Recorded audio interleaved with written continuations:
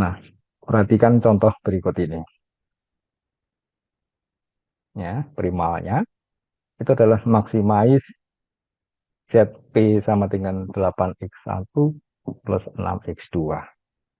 Ini adalah kasus maksimisasi. Fungsi kendalanya ya, 4x1 plus 2x2 lebih kecil sama dengan 60. Fungsi kendala yang kedua, 2x1 plus 4x2 lebih kecil sama dengan 48. Nah, seperti yang sudah dipelajari pada kasus maksimisis, kasus maksimisasi di dalam linear programming dengan menggunakan metode simplex. Nah, bagaimana kita mengawali penyelesaian ini? Yaitu dengan apa? Masih ingat?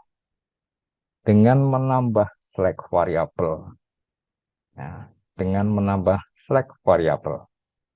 Sehingga dari fungsi tujuan dan fungsi kendala seperti yang terlihat di bagian atas ini, kita tuliskan lebih dahulu bentuk bakunya seperti apa. Standar formnya, Anda masih ingat kan? ZP sama dengan 8x1 plus 6x2 plus S1 plus S2. Oke. Kemudian kita lihat fungsi kendala pertama, fungsi kendala kedua. Perhatikan dari notasi yang ada di atas. Nah, untuk fungsi kendala pertama, ini ada plus S1.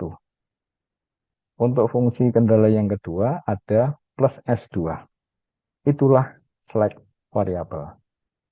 Slack variabel yang pertama untuk fungsi kendala pertama, slack variabel kedua untuk fungsi kendala yang kedua. Nah, sekarang Anda bisa menghitung. Ada berapa variabel yang tidak diketahui? Ada 4, yaitu X1, X2, X1, dan S2. Ada berapa persamaan fungsi kendala? Pertama, fungsi kendala kedua. Berarti ada 2. Nah, maka terhadap kasus seperti itu, kita harus menetapkan 2 variabel non-basis yang nilainya harus kita buat sama dengan 0. Apa itu? Yaitu adalah X1 dan X2. Ketika X1 dan X2 Anda berikan angka 0, oke, X1 dan X2 Anda beri angka 0, gitu, maka akan diperoleh apa? S1 sama dengan 60 dan S2 sama dengan 48. Nah, kita lihat untuk tabel simplexnya terhadap kasus tadi. Tabel pertama, ya, di ini, angka-angka ini adalah hasil pemetaan dari matriks dari persoalan maksimisasi untuk persoalan tadi. Kemudian, langkah pertama dari simplex apa? Mencari entering dan leaving variable. Apa yang menjadi indikator? Entering variable, kenapa dipilih ini? Tidak lain adalah angka ini negatif dan negatifnya angkanya paling besar. Ya. Dari 2 angka negatif yang paling besar adalah ini, maka kemudian ketemu entering variable ini. Angka ini kemudian kita gunakan untuk mendapatkan angka rasio dengan cara kolom solusi dibagi dengan angka yang ada di kolom ini. Ketemu 15 dan 24. Maka kemudian dari 2 angka ini kita pilih yang paling kecil dan positif. Ketemulah S1. Dari tabel 1 Anda bisa melihat X1 sebagai entering variable, S1 sebagai leaving variable. Maka nanti pada tabel kita bisa memastikan bahwa S1 itu akan pergi digantikan oleh X1. Ya, kita bisa melihat di sana sekarang. Ya. Nah, tabel 1 kemudian dibuat proses perkalian iterasinya Ini adalah eh, proses iterasi satu, ya, untuk mendapatkan angka-angka sehingga diperoleh di tabel 2 ini. Oke, inilah tabel iterasi satu. Nah, sekarang kita bisa melihat S1 yang tadi di tabel 1 sekarang sudah tidak ada, tapi digantikan oleh X1. Nah, proses ini kita ulangi. Tabel 2 iterasi satu ini kita ulangi lagi. Nah, karena apa? Ya, karena di sini masih ada angka yang negatif. Ya, masih ada angka negatif. Untuk variabel non basisnya tadi kan X1 dan X2. Ada masih X2 yang nilai ZJ min JJ-nya adalah masih negatif. Maka, karena ini satu-satunya, kita pilih bahwa X2 sebagai entering variabel. Ya, jadi bertepatan dengan kolom itu, ini sebagai entering variabel. Dengan cara yang sama tadi, kita peroleh angka rasio. Rasio yang paling kecil, kita menentukan living variabelnya. Nah, sekarang dari tabel ini kita bisa mendapatkan satu gambaran bahwa nanti di tabel 3, S2 itu akan pergi, meninggalkan tabel 2, dan digantikan oleh X2. Jadi S2 akan pergi, digantikan oleh X2. Nah, tentu angka-angka di dalam setiap baris dan kolom juga akan menyesuaikan. Ya, kita cari dengan proses iterasi yang kedua. Ya, bagaimana yang sudah dipelajari di dalam metode simplex, iterasi 1, iterasi 2, dan seterusnya, maka kemudian kita mendapatkan angka-angka yang baru untuk kita masukkan di tabel berikutnya, yaitu tabel 3.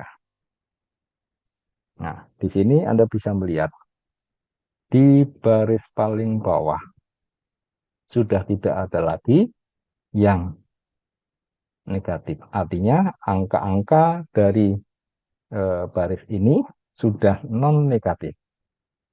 Maka tabel 3 kita bisa memastikan ini sudah memberikan satu gambaran kondisi yang terbaik, kondisi yang optimum.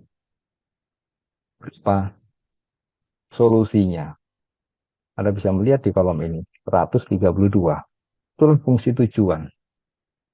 Fungsi tujuan dari kasus maksimisasi ini kita peroleh sebesar angka 132. Ya. Dengan variabel X1-nya sebanyak 12 dan X2-nya sebanyak 6. Oke. Dari kombinasi ini, X1 dan X2 ini, maka fungsi tujuan primalnya tadi, kita mendapatkan angka berapa? 132. Inilah fungsi tujuan primal. Oke, selanjutnya. Ini adalah pendekatan yang pertama. Untuk kasus yang sama, kita bisa menyelesaikan dengan pendekatan maksimisasi. Berikutnya, dari kasus maksimisasi yang tadi sudah kita selesaikan, mari kita coba lihat. Ya, kita sekarang ingin merubah di dalam persoalan rangkap. Ketika tadi fungsi tujuannya maksimisasi dengan fungsi kendalanya seperti itu, kemudian kita formulasikan tadi dengan tahap-tahap seperti yang di atas sudah dijelaskan, kita akan mendapatkan fungsi tujuan ZD sama dengan 60W1 plus 48W2.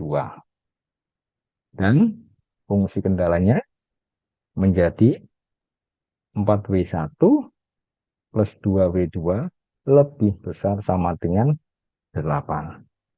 Fungsi kendala kedua, 2W1 plus 4W2 lebih besar sama dengan 6. Perhatikan. Ya, ini sengaja diberikan warna itu supaya Anda bisa melihat dengan jelas. Ini yang fungsi kendala prima, dualnya menjadi seperti ini. Ini yang tadi disebut dengan bentuk transformasi inverse dari fungsi prima, ya, prima problem ke dual problem. Nah, sekarang sudah menjadi, di sini notasinya sudah berubah menjadi W.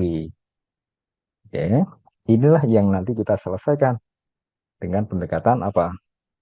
Minimisasi gitu ya.